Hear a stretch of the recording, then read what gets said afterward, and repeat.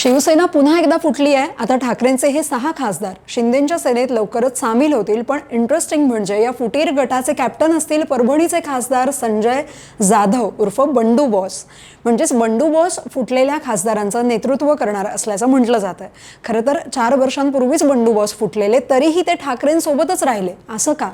मी असं म्हणण्याचं कारण काय, यासाठी हा व्हिडिओ शेवटपर्यंत बघा नक्की काय काय घडलं। नमस्कार, मी आकांक्षा आणि तुम्ही पाहताय लगावबत्ती। तर बंडू बॉस यांनी शिवसेनेच्या 60व्या वर्धापन दिनाच्या दिवशी एक पोस्ट शेअर केली, ज्यातून ठाकरेंच्या सेनेची मशाल गायब आहे, ठाकरेंचा फोटोही गायब आहे। त्याऐवजी फक्त बाळासाहेब ठाकरे यांचं छायाचित्र आणि अखंड शिवसेना, अटळ हिंदुत्व, 60 वर्ष हिंदुत्वाशी वचनबद्धता असा मेसेज देण्यात आला। या पोस्टमध्ये अनेक राजकीय संकेत दडले आहेत। संकेत कसले? खरं तर बंडू बॉस बदलणार असल्याचा निकटवर्तीयांना आधीच सुगावा लागला होता। गेल्या काही दिवसात त्यांनी पक्षाच्या काही महत्त्वाच्या बैठका टाळल्या होत्या, त्यामुळे ते मोठा निर्णय घेतील याचा अंदाज घेत पक्षानेही परभणी जिल्ह्यात पक्षाची नव्यानं बांधणी सुरू केली। पण 4 वर्षांपूर्वी शिवसेना पक्षाची 2 शक्ल झाली, तेव्हा अनेक खंद्या समर्थकांनी उद्धव ठाकरे यांची साथ सोडली। अशा वेळी खासदार बंडू जाधव यांनी उद्धव ठाकरे यांच्यासोबत राहणं पसंत केलं। परभणीच्या जनतेलाही संजय जाधव यांचं शिवसेनेसोबत निष्ठेनं राहणं आवडलं। 2024 लोकसभेला महादेव जानकर समोर असतानाही संजय जाधव मोठ्या मताधिक्यानं निवडून आले, पण आता ते नाराज होऊन शिंदेंच्या गटात सामील होणार आहेत। पण ही नाराजी नेमकी कशामुळे? तर असं सांगितलं जातंय की पक्षाकडून अपेक्षित पाठबळ मिळत नसल्याची आणि नेतृत्वाकडून दुर्लक्ष होत असल्याची भावना त्यांच्यामध्ये, आणि म्हणून त्यांनी ठाकरेंना सोडण्याचा हा निर्णय घेतला। पण बंडू बॉस 4 वर्षांपूर्वीच फुटले, फक्त राजकीय गरज म्हणून ठाकरेंच्या सेनेत थांबल्याची चर्चा आता सुरू झाली आहे। यामागे सांगितली जाते 2023च्या फेब्रुवारीतली घटना। शिवसेना हे नाव कोणाचं, धनुष्यबाण कोणाचा, या प्रकरणावर निवडणूक आयोगानं एकनाथ शिंदेंच्या बाजूनं निकाल दिला। हा निकाल आयोगाने दोन्ही गटांकडे असलेले विधानसभा आमदार, विधान परिषद आमदार, लोकसभा खासदार आणि राज्यसभा खासदार यांच्या संख्याबळावर ठरवला।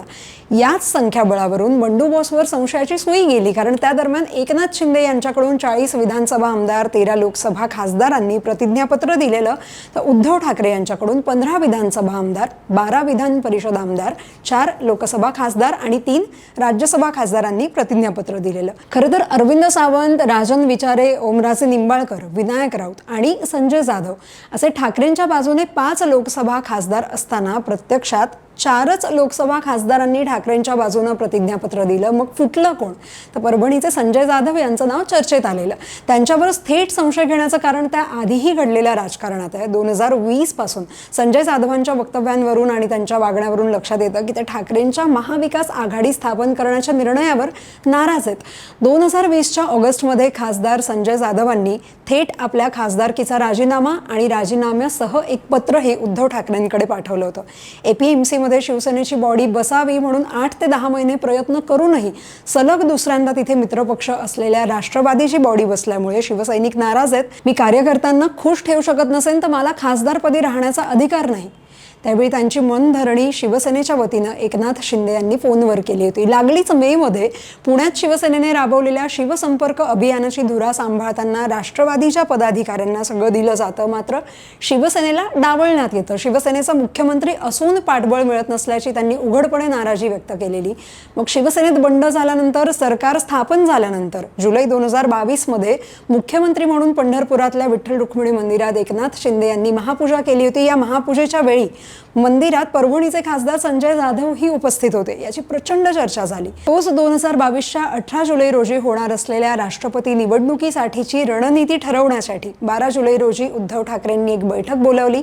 या बैठकीत भावना गवळी, हेमंत पाटील, संजय मंडलिक, कृपाल तुमाने आणि दादरा आणि नगर हवेलीच्या खासदार कलाबेन देऊळकर, परभणीचे खासदार संजय जाधव ही बैठकीला गैरहजर राहिलेले खासदार होते। या यादीतले सगळे खासदार शिंदेंच्या गटात सामील झाले, पण संजय जाधव हे एकटेच ठाकरेंच्या बाजूने गेले। पण तरीही आयोगाच्या समोर ठाकरेंच्या बाजूने प्रतिज्ञापत्र न देणारे खासदार म्हणून संजय जाधवांवरच संशयाची सुई गेली। तेव्हापासून ते अगदी कालपर्यंत ते ठाकरेंच्या सोबत होते, पण आता ते लवकरच शिंदेंच्या शिवसेनेत विलीन होणार असल्याच्या हालचाली सुरू आहेत। त्यांच्या भूमिकेमुळे परभणीत काही ठिकाणी संतप्त कार्यकर्त्यांनी खासदार जाधव यांची प्रतिकात्मक अंत्ययात्राही काढली, तीव्र जोडेमार आंदोलनही केलंय। हे पडसाद उमटणार याची शक्यता होतीच, पण परभणीचा राजकीय पॅटर्न मुद्द्यांनी जरा वेगळाच आहे. शिवसेनेचा अभेद्य बालेकिल्ला म्हणजे परभणी असा आत्तापर्यंतचा इतिहास आहे. पण याच इतिहासाला बंडखोरीचा राजकीय शापही आहेच. आणि ना खासदारकीच्या कार्यकाळातच पक्षाशी बंड करणाऱ्या नेत्यांची एक परंपराच बनली आहे. लोकसभा निवडणुकीत 1998चा अपवाद वगळला तर सेनेचाच खासदार निवडून येत राहिला.